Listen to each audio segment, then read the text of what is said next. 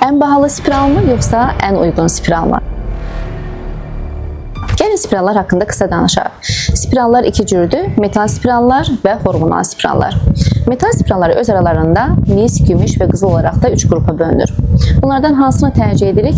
Təbii ki, üçünün də təsir mexanizması və qoruma effektivliyi eynidir. Sadəcə teoride gümüş və qızıl spiralların daha az iltihaba səbəb olduğu üçün daha az ağrıya səbəb olacağını düşünməkdəyik və ona görə də gümüş və qızıl spiralları məsləhət görürük. Bəs hansı avantajı, dezavantajı vardır? Metal spiralların avantajı hər ay düzənli aybaşı görməkdir.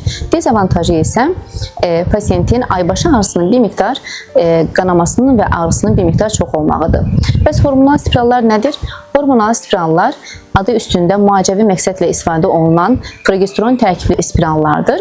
Bu spiralları daha çox yanaşı olaraq endometrial polip, endometrial qanlaşma, adenomiyoz, endometrioz, xəstənin şiddətli aybaşı ağrısı və şiddətli aybaşı qanamaları olduğu zaman tərcih edirik.